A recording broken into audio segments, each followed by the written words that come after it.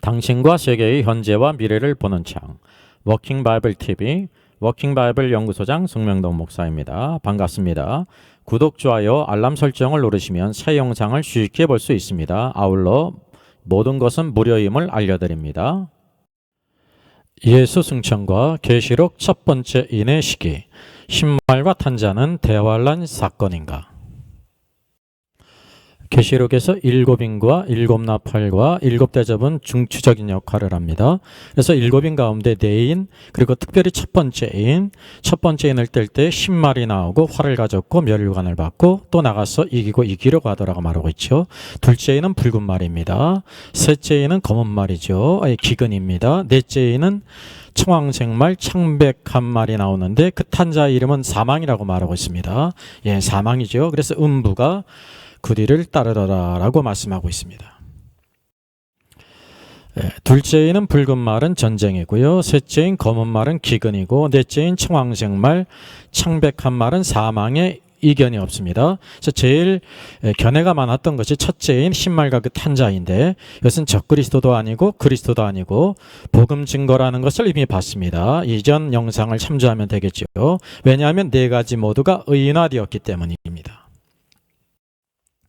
서사라 목사는 천국지옥 간증수기에서 신말과 그 탄자는 이기는 자들에게 인을 친다고 했습니다. 그리고 특별히 자기 자신의 사역을 통해서 천사들이 인을 침으로 구원받는다고 하죠. 그래서 이 시기도 대환란의 때라고 말하고 있습니다. 틀립니다.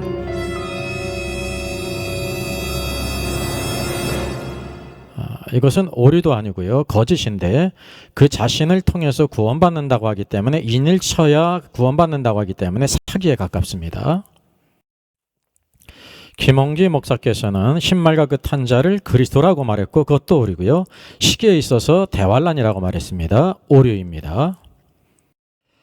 CBS 성서학당에서 송태근 목사께서 계시록 6장 백마를 탄자를 그리스도를 이미테이션한 적그리스도라고 했습니다. 이것도 오류고요. 그리고 과거 로마 시대라고 말했습니다. 무천년설은 미래의 대환란을 부인하죠. 오류입니다. 사랑침례교회 정동수 목사께서도 신말과 탄자를 적그리스도라고 했죠. 이것도 틀리면서 그 시기를 대환란으로 봤습니다. 대환란 때가 아닙니다. 오류입니다. 무천년설의 대부라고 말할 수 있는 그레고리 비일 교수, 적그리스도를 이제 신말과 탄자를 적그리스도 내지 그리스도밖에 하는 정부 마귀종들이라고 그랬죠. 이것도 오류고요. 그 시기에 있어서도 과거 로마 시대라고 그랬습니다. 무천년설은 미래 대환란을 부인합니다. 오류입니다. 이 필치한 요한계시록 연구소장은 신말과 탄자를 심판의 어목한 맹렬함이라고 그랬죠. 과거 네로 황제 때 있었던 일로 보죠. 그래서 아닙니다. 오류예요. 박한수 목사께서도 신말과 탄자를 교황공산주의, 자본주의, 이슬람이라 봤는데 틀렸고요. 그리고 누구인지가 오류였기 때문에 시기도 명확하지만은 대환란 때로 보는데 오류입니다. 고병천 목사께서도 신말과 탄자를 대환란의 때라고 했습니다. 오류입니다. 민병석 목사께서는 신말과 그 탄자를 적그리스도와 싸우는 순교자라고 했죠. 그래서 제가 구대음이라고 그랬습니다. 가까이 갔거든요. 그러나 복음 증거죠. 그리고 그때를 대환란이라고 한 것은 오류입니다. 유기선 목사께서는 신말과 그 탄자를 정복력에 사로잡힌 사람이라 했고요. 틀리죠. 그리고 밑에 보는 것처럼 계시록은 언제 어떻게 일어나는 것이 중요하지 않다 그랬습니다. 시기가 중요하지 않다 그랬습니다. 이건 매우 잘못입니다. 네번입니다. 신말과 그 탄자에 대한 시기에 대한 견해를 정리하겠습니다. 왼쪽은 무천년설 지지자들이죠. 미래 대환란을 부인해요. 그래서 과거 로마 네로 황제 때 핍박이라고 말합니다. 그레고리 비일, 오강만 박사, 송태근 목사, 이필창 교수, 유기성 교수, 오류입니다. 그 외에 대부분의 관념은 적그리스도 때 대환란의 때라고 말하죠. 이것도 오류입니다. 왜냐하면 계시록의 대환란과 적그리스도가 중요한 부분이지만 그 전체가 아니라는 사실이에요. 첫 번째인의 시기에 대한 워킹 바이블의 견해를 밝히겠습니다. 첫째인으로부터 둘째, 셋째, 넷째인까지 그 6장의 요 나무들 안에서는 숲의 어느 부분인지를 알기가 어렵습니다. 그래서 그 위치를 알기 위해서는 좀 더 높은 곳으로 올라가야 합니다. 그래서 6장은 4장, 5장과 연결되는데 바로 성경이 보여주는 시점을 앞에서 찾아볼 필요가 있습니다. 계시록 4장은 하늘이 열리죠. 그래서 보좌를 봤어요. 첫 번째 보좌를 본 것이 가장 중요한 것이죠. 둘째 보좌 주위에 24보좌를 봤죠. 24장로들이 앉았습니다. 보좌 앞에 7등불이 있었는데 하나님의 7영이었습니다. 그리고 보좌 가운데와 주위에 4생물을 봤습니다. 그래서 4장에는 이것이 어떤 시점인가라고 할 때 요한에게 하늘의 광경을 보였지 않습니까? 그래서 영원전부터 하나님의 보좌와 모든 것이 있었어요. 요한이 볼 때에 존재했던 것이 아니라 이미 영원전부터 있었다는 거죠. 그러니까 이때는 어떤 시점인지를 아직 찾을 수가 없다는 것입니다. 계시록 5장을 보겠습니다. 보좌에 앉으신 이의 오른손에 두루마리가 들려 있었죠. 7인으로 봉한 것이 있습니다. 오늘은 7인이 나오지 않습니까? 이게 중요한 부분이에요. 힘 있는 천사가 누가 그 두루마리를 펴며 그 인을 떼기에 합당하냐 하게 될 때 사도 요한이요, 하늘 위에나 땅 위에나 땅 아래에 능히 펴고 인을 뗄 자가 없더라라고 말씀하고 있습니다. 이게 중요한 부분이 있잖아요. 하나님이 보시는 우주의 세 부분이 있다는 거예요. 하늘과 땅 위와 땅 아래. 왜냐하면 인격체 자유의지가 가진 존재가 있는 곳으로 세 부분으로 나눴다는 거죠. 그래서 장로 중 하나가 요한에게 울지 말라. 유다지파의 사자 다윗의 뿌리가 이기었으니 그가 인을 떼시리라 그랬어요. 왜냐하면 예수 그리스도께서 십자가에 죽으시고 부활하신 것이 이기심을 표현하고 있어요. 그 후 사도 요한이 보좌와 네 생물과 장로들 사이에 어린 양이 선 것을 봤습니다. 이제 어린 양을 봤어요. 근데 그 어린 양이 어떻다고 말씀하고 있냐면 일찍 죽임을 당한 것 같더라라고 말씀하고 있어요. 어린 양 예수 그리스도께서 죽음을 당한 것은 언제입니까? 복음서 마지막 부분 십자가 위에서라는 거죠. 그래서 계시록 5장은 어린 양이 일찍 죽음을 당한 것 같더라라고 말씀하고 있습니다. 그래서 어린 양 그리스도께서 죽음을 당한 것은 언제냐면 복음서의 마지막 부분 십자가 위에서란 말이죠. 그리고 계시록 6장에서는 어린 양이 7인 중에 하나를 떼십니다. 첫째 인을 떼요. 그리고 네 생물 중 하나가 오라라고 할 때 10마리 있는데 그 탄자가 활을 가졌고 면류관을 받고 나가서 이기고 또 이기려고 하더라라고 말씀하고 있습니다. 그러면 신말과 그 탄자는 적극적인 의미가 있습니다. 왜냐하면 신말과 그 탄자가 면류관을 받았어요. 누구에게 받았습니까? 어린 양에게 받았다는 거죠. 어린 양께서 절대적으로 그리스도에게 면류관을 주든지 아니면 또 어린 양 자신에게 그리스도에게 줄 수가 없지 않습니까? 그래서 이것을 우리가 잘 구별할 필요가 있습니다. 5장의 보좌에 앉으신 이 오른손에 임봉한 두루마리가 있었어요. 그래서 6장 첫째 인을 떼고 신말과 그 탄자가 나오는 때는 그 어린 양 대신 예수 그리스도께서 죽음을 당한 지 얼마 되지 않았다는 것을 여기에 보여주고 있다는 거죠. 바로 계시록 5장과 6장의 시점을 알 수 있는 말씀이 여기에서 우리에게 보여주고 있다는 것입니다. 그러면 어린 양이 죽으신 지 얼마쯤 되었는가를 생각해 보겠습니다. 어린 양 예수 그리스도께서 십자가에 죽으셨죠. 그리고 장사되었습니다. 3일 만에 부활하셨습니다. 제자들에게 3번 보이시고 40일 등간 모든 사람들에게 보이셨습니다. 500의 형제에 이르기까지 보이셨어요. 여기 사도행전 1장 3절에도 그렇게 말씀하고 있습니다. 그가 고난받으신 후에 또한 그들에게 확실한 많은 증거로 친히 살아계심을 나타내사 40일 동안 그들에게 보이시며 하나님의 나라 일, 하나님의 왕국의 일을 말씀하시니라. The Kingdom of God이에요. 그래서 이것이 사도행전 1장 3절 그리고 그 후에 주님께서 승천하셨죠. 승천하시는 것을 제자들이 봤어요. 하늘에 올라가는 것을. 사도행전 2장 33절에도 하나님의 오른손으로 예수를 높이시매 라면서 이제 오순절 성령 임하신 이후에 오늘도 사람들에게 증거하는 베드로의 증거를 통해서도 여기 나타나고 있습니다. 그렇다고 하면 그리스도께서 승천하신 후 지금 그 승천하신 후에 어디에 계실까요? 사도행전 2장 34절을 보게 되면 베드로가 이렇게 증거합니다. 다윗은 하늘에 올라가지 못하였으나 친히 말하여 이르시되 주께서 내 주에게 말씀하시기를 내가 내 원수로 내 발등상이 되게 하기까지 너는 내 우편에 앉아있으라 하셨도다 하셨으니 라고 말씀하고 있어요. 주님께서는 바로 하나님 보좌 우편에 앉으셨어요. 우리가 오늘 것을 너무나도 잘 알고 있지 않습니까? 언제까지 앉으시냐면 바로 내가 내 원수로 마귀로 발등상이 되게 하기까지.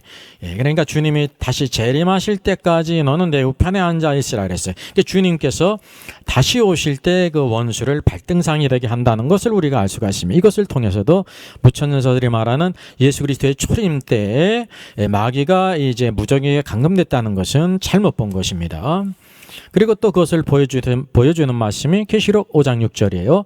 어린 양이 두루마리를 취하실 때 일찍 죽음을 당한 것 같더라 라고 말씀하고 있어요. 그래서 복음서 마지막 부분 예수님이 승천하신 후에 그 이후의 모습을 계시록 5장 6절 바로 어린 양이 하나님 보좌 우편에 앉으셨을 뿐만 아니라 그 오른손에 있는 두루마리를 이렇게 취해서 그 인을 떼심으로 그 첫째 인을 떼시고 둘째 인 떼시고 셋째 넷째 인을 떼시면서 그 모든 것을 요한에게 보여주셨다는 것입니다. 그럼 첫째 인을 떼실 때 신말과 그 탄자가 나왔지 않습니까? 그런 건 주님의 승천시 대위임 명령과 어떤 관계가 있는가를 살펴보죠.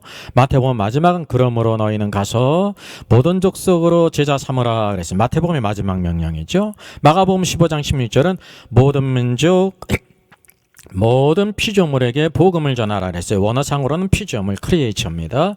누가복음 24장 47절은 그의 이름으로 죄사함을 받게 하는 회개가 예루살렘에서 시작하여 모든 족속에게 전파될 것이라고 말씀하셨죠. 요한복음 21장은 내 어린 양을 먹이라 내 양을 치라 내 양을 먹이라 그랬어요. 각 복음서의 주제가 다릅니다. 그리고 사도행전 1장 8절에서는 땅끝까지 내 증인이 되라 라고 말씀하셨습니다. 그래서 사도행전에서 사도들과 제자들이 그 말씀에 순종해서 복음을 전하고 제자를 삼지 않습니까? 오늘도 이것이 오늘날까지 계속되고 있어 사도행전은 끝나지 않고 있다는 것입니다. 겉으로 볼 때는 사도들의 행전이지만 안으로 볼 때는 성령 행전이죠. 성령이 그 안에 함께 하심으로 이 복음의 역사를 이루고 있다고 하는 사실입니다. 그래서 계시록 6장 1절 첫째 인을 뗄 때에 신말과 그 탄자가 나온 것은 주님의 그 위임 명령을 따라 복음 증거를 각 시대의 모든 성도들이 그 복음을 증거했다는 것을 의미합니다. 바로 거기에는 무엇이 주어졌습니까? 멸관이 주어졌습니다. 스데반이 순교를 당했죠. 승리예요. 멸관이 주어진 것입니다. 이전에 사도들과 성도들이 이겼어요. 여기 사도행전 20장 24절 사도 바울이 이렇게 말씀하고 있습니다. 내가 달려갈 길과 주 예수께 받은 사명 곧 하나님의 은혜의 복음을 증언하는 일을 마치려 하면은 나의 생명조차 조금도 귀한 것으로 여기지 아니하였노라. 보라 내가 여러분 중에 왕래하며 하나님의 나라를 전파하였으니 원어상으로는 하나님의 왕국입니다. 킹덤 오브 갓입니다. 하나님의 왕국을 전파했다라고 말씀하고 있어요. 주님이 통치가 이 땅에 임하신다고 하는 사실이죠. 그래서 이 복음서의 마지막 명령을 따라 사도들과 모든 제자와 성도들이 순종을 했고 예수 그리스도께서 승천하신 후 어디 가셨음을 보이냐면 하늘 보좌 우편에 앉아 계셔서 바로 그 일찍 죽음을 당한 어린 양께서 첫째 인을 떼시고 둘째 인을 떼셨다는 것입니다. 바로 이것이 계시록 5장의 시점이고 계시록 6장의 첫째 인의 시점입니다.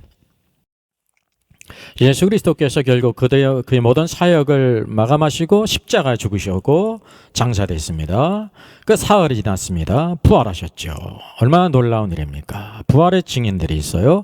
그리고 40일 동안 제자들에게 3번 나타나시고 많은 형제들에게 500의 형제에게 나타나셨죠. 그리고 주님께서 바로 올리브산 감람산에서 승천하셨습니다. 그래서 복음서의 끝의 기록이고 사도행전 1장 8절의 기록이 주님의 승천이 나오죠. 승천하신 주님은 어디에 계십니까? 하나님 보좌 우편에 앉으셨어요. 사도 요한이 봤을 때 어린 양을 봤어요. 어린 양이신 그리스도께서 그 인 두루마리를 취하시고 때리라 말이죠. 사도 요한은 하늘 위에나 땅 위에나 땅 아래 그 두루마기를 취하고 뗄 자가 없기 때문에 막 울었는데 장로 중 하나가 울지 말라 하면서 다윗의 지파 유다 지파의 사자 다윗의 뿌리가 이겼다. 죽으시고 부활하심으로 승천하심으로 승리하심으로 그 분께서 두루마리를 취하시고 또 두 마리 인을 땜으로 이 모든 것을 보이실 것을 말씀했어요. 그래서 계시록 5장 6절을 보니 어린 양이 일찍 죽음을 당한 것 같더라라고 말씀하고 있습니다. 그러니까 사실은 사흘과 43일 해서 50일이 되지 않지 않습니까? 얼마 되지 않았다는 것입니다. 그런 이후에 계시록 6장 1절이 어린 양이 첫째 인을 떼심으로 신말과 그 탄자가 나왔다는 사실이죠. 그래서 6장 1절의 그 시점은 바로 뭐냐면 그리스도께서 승천하신 후 얼마 되지 않았다는 사실을 우리에게 보여주고 있습니다. 오늘도 계시록에 대한 많은 오해가 있는데 계시록의 대환란이 중요한 부분입니다. 그랬다고 해가지고 모든 것을 다 이렇게 대환란 쪽으로 보는 경향이 있고요. 또 하나의 잘못된 그룹은 바로 뭐냐 무천년설인데 무천년설은 계시록의 대부분의 사건을 다 과거 로마 시대 때 네로 황제 때 있었던 일로 다 이렇게 옮겨버려서 계시록의 모든 말씀을 다 그냥 단칼에 없애버리지 않습니까? 이 대단한 큰 오해예요. 이것을 우리가 꼭 기억해야 됩니다. 이 성경은 계시록은 전 시대의 모든 것을 다 이와 같이 일목요연하게 우리에게 보여주고 있다는 사실이죠. 참된 오늘 계시록의 이해를 통해서 주님의 그 모든 경륜을 알고 이때를 분별해서 주의 길을 예비해야 하는 오늘도 은혜의 사람, 복음의 사람, 축복의 사람, 사명의 사람이 되어야 할 것입니다. 첫째인의 시기를 보는 중요성이 있습니다. 그 내용도 중요하고요.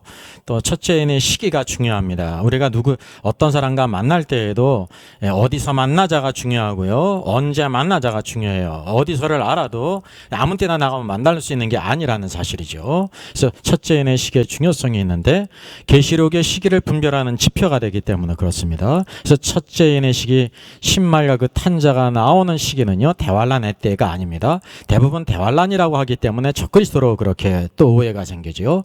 또 무천년설이 말하듯이 과거 로마 시대의 핍박이 아닙니다. 그런 일반적인 핍박이 절대 아닙니다.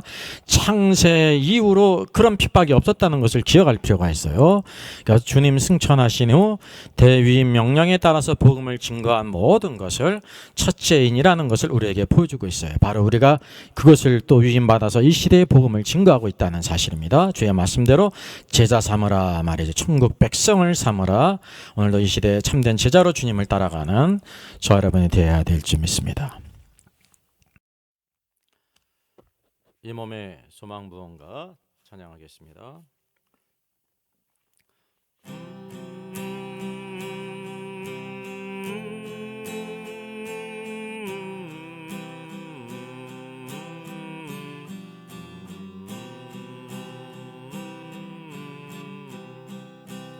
이 몸의 소망 무언가 우리 주 예수뿐일세. 우리 주 예수밖에는 믿으리 아주 없도다. 주 나의 반석이시니 그 위에 내가 서리라. 그 위에 내가 서리라. 무섭게 바람 부는 밤을 결이 높이 설렐 때 우리 주 크신 은혜에 소망에 닿을 줄이라. 주 나의 반석이시니 그 위에 내가 서리라. 그 위에 내가 서리라. 세상에 믿던 모든 것 끊어질 그날 되어도 구주의 언약 믿사와 내 소망 더욱 그리라. 주 나의 반석이시니 그 위에 내가 서리라. 그 위에 내가 서리라. 바라던 천국 올라가 하나님 앞에 배울 때 주의 의를 힘입어 어여치 바로 서리라. 주 나의 반석이시니 그 위에 내가 서리라. 그 위에 나서리라.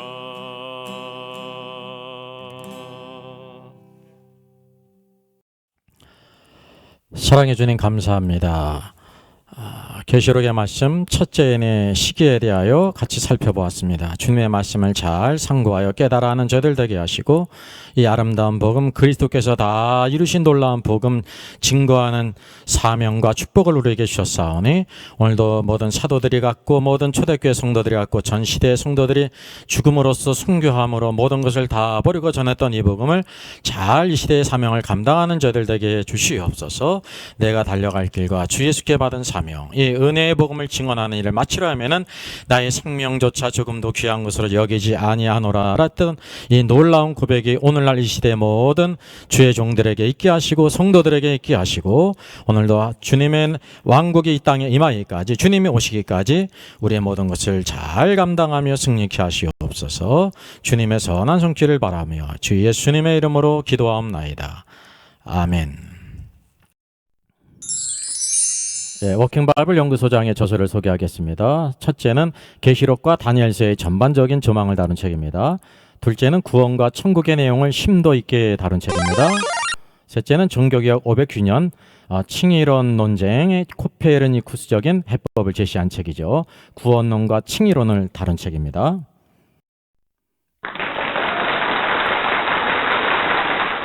수고하셨습니다.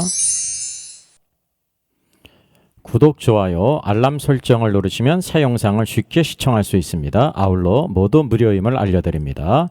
감사합니다.